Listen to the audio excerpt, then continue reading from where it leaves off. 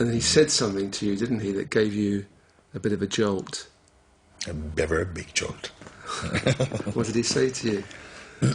I'd sat in satsang for some months and listened and benefited from everybody's question.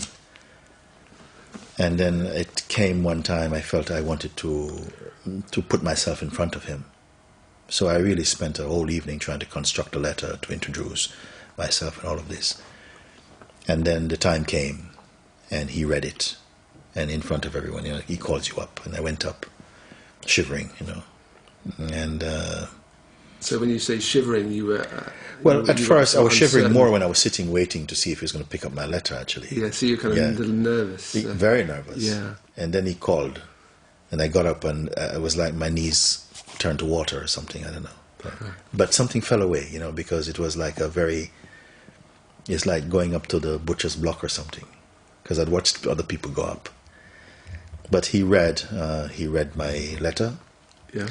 And as he was reading it, Papaji sometimes can just destroy you through even a joke or something. He would kind of make fun of you or something.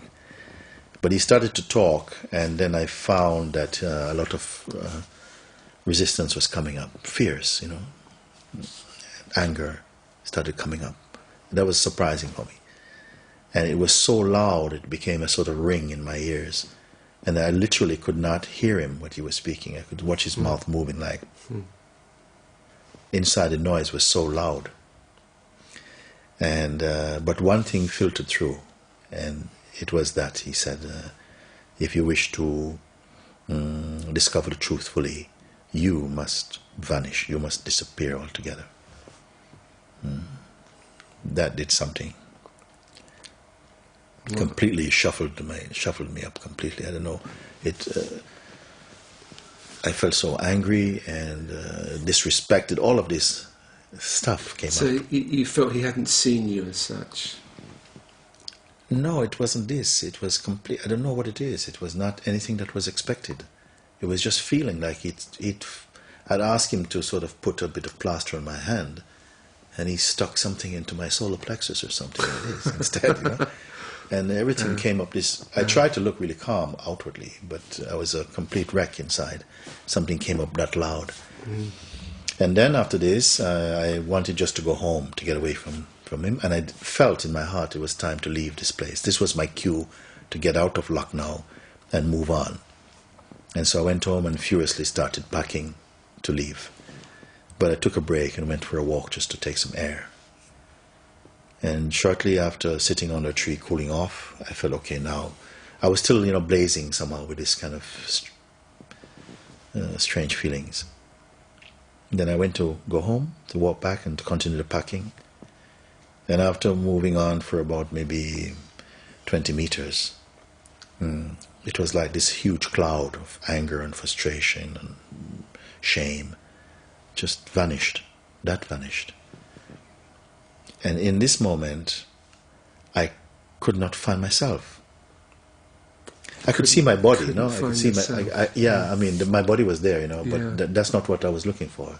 I could not find a reference that I could hang something about who I am onto.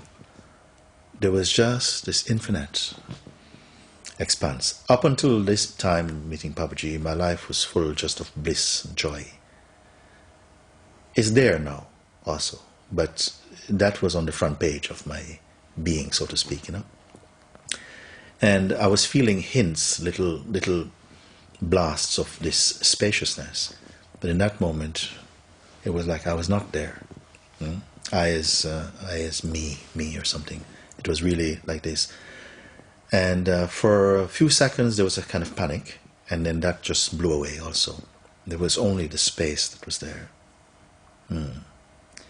And then a great love for Papaji arose in that space for me. And in that moment I realized, up until then, I did not love him. It was just like this. Then I realized that I was holding back. Everything went. And I ran to his house like a child. I wanted just to run to his house.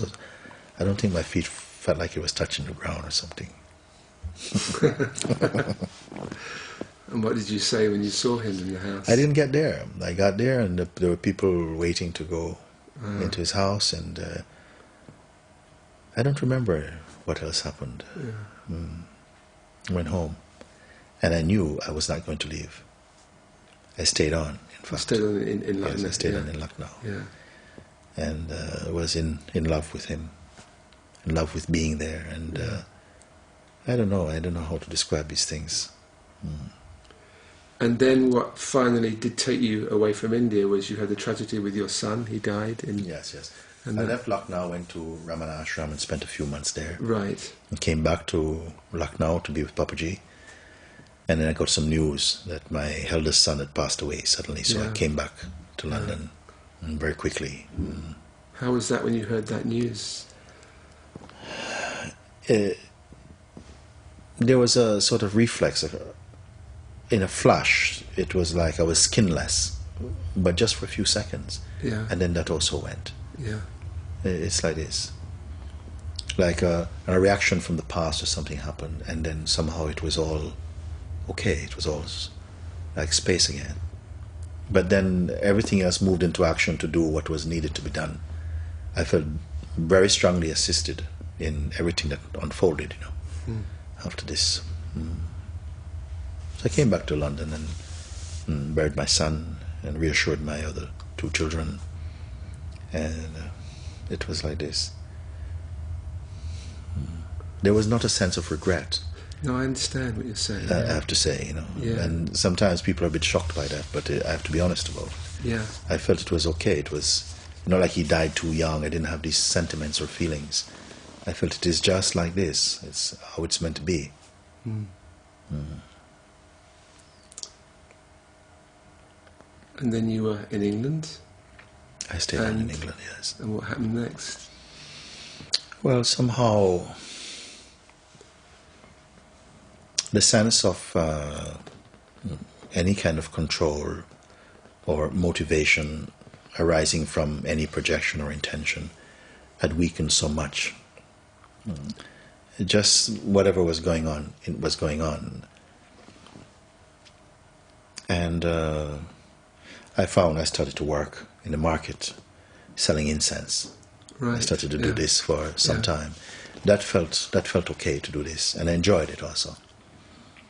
And then in 1997, an opportunity, someone invited me to come to India and paid my fare. I had no money, so I went there. And I had a chance to be with Papaji again.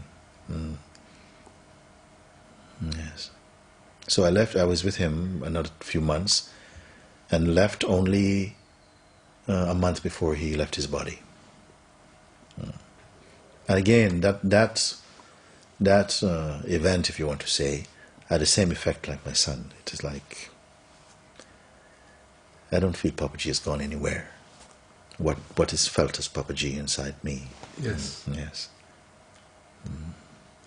And so then you started to teach or to give talks? How did your new work There was no evolve? intention about this. I continued working on the street, selling incense and like this.